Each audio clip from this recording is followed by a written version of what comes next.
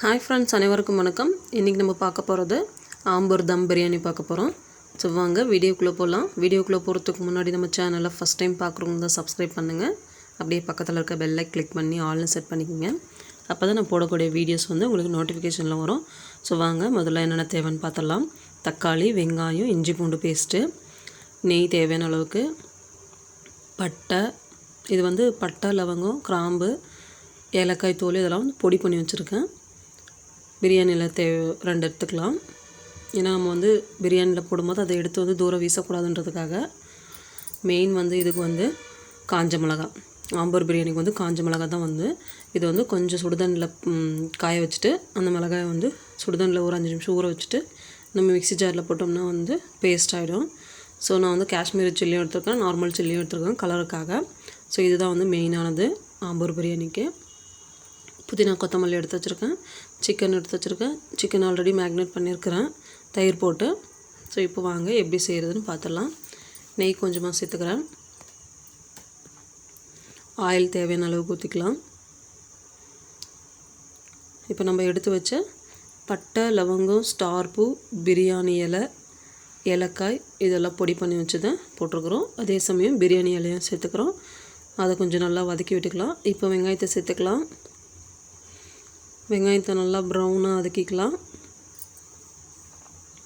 நம்ம பிரியாணி செய்கிறதுக்கு பெரிய பாத்திரம் இல்லை, நம்மளுக்கு அகலமான பாத்திரம் இல்லை அப்படின்னு சொல்லிட்டு நம்ம தம் பிரியாணிலாம் செய்ய மாட்டோம். ஸோ நம்ம குக்கர்லேயே வந்து தம் போட்டுக்கலாம். அதுதான் நான் வந்து போன வீடியோலையும் சொல்லியிருப்பேன். ஸோ இந்த வீடியோலையும் நல்லா வதங்கிடுச்சு. இப்போ வந்து நம்ம அரைச்சி வச்ச காஞ்ச மிளகா பேஸ்ட்டு சேர்த்துக்கலாம். இது நம்ம போட்டோன்னா நல்ல ஸ்மெல்லும் நல்லா வரும், நல்ல கலரும் வரும். ஸோ இப்போ அது நல்லா வதங்கிடுச்சு. இப்போ கொத்தமல்லி கொஞ்சமாக சேர்த்துக்கலாம், ஏன்னா மறுபடியும் மேலே சேர்க்க போகிறோம் பாருங்கள். இப்போ இஞ்சி பூண்டு சேர்த்துக்கலாம். இது நல்லா பச்சை வாசனை போகிற வரைக்கும் சேர்த்துக்கலாம். இதில் வந்து நான் எந்த ஒரு ஃபுட் கலருமே ஆட் பண்ணல, காஷ்மீரி சில்லி போட்டதுனால நல்ல சூப்பரான கலர் கொடுத்துருக்கு. இப்போ சிக்கனும் சேர்த்துக்கலாம்.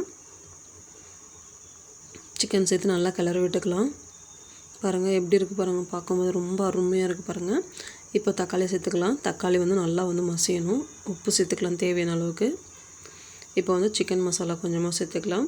கொஞ்சமாக கரம் மசாலா, பிரியாணி மசாலா இருந்தால் பிரியாணி மசாலா சேர்த்துக்குங்க. நான் வந்து பிரியாணி மசாலா சேர்க்கல, இது 2 மட்டும் தான் சேர்க்குறேன்.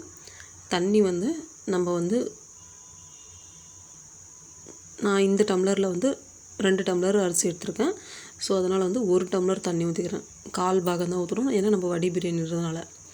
ஸோ இன்னொரு பக்கம் வந்து ஒரு பாத்திரத்தில் தண்ணி வச்சுருக்கேன். அதனால் தண்ணி கொதிக்கட்டும். அதில் வந்து பட்டை, லவங்கம், பிரியாணி இலை, ஏலக்காய் எல்லாம் சேர்த்துருக்கேன். நல்லா கொதிச்சிடுச்சு. இப்போ அரிசியும் சேர்த்துட்டோம். அரிசி சேர்த்துட்டு ஒரு பாதி அளவு தான் வேகணும், அரை வேக்காடு தான் வேகணும்.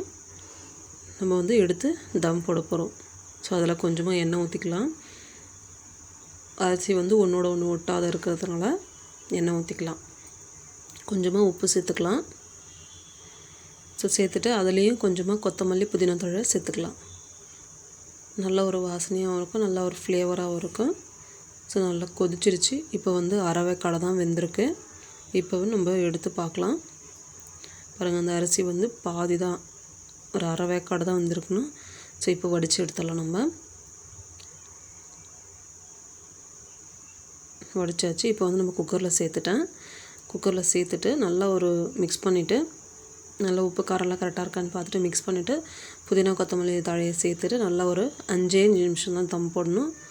5 நிமிஷம் தம் போட்டதுக்கப்புறம் ஓப்பன் பண்ணி பார்த்து பாருங்கள் எந்த அளவுக்கு சூப்பரான ஆம்பூர் தம் பிரியாணி ரெடி ஆகிடுச்சு. ஸோ பாருங்கள், எம்மியாக இருக்குது. அதே டேஸ்ட்டு அந்த ஆம்பூர் பிரியாணி எப்படி சாப்பிடுவோமோ அந்த டேஸ்ட்லேயே இருக்குது. ஸோ நீங்களும் செஞ்சு பாருங்கள் வீட்டில், ரொம்பவே அருமையாக இருக்கும். ரொம்பவே ஈஸியானது. கண்டிப்பாக ட்ரை பண்ணிவிட்டு கமெண்ட்டில் எனக்கு சொல்லுங்கள். Thank you so much.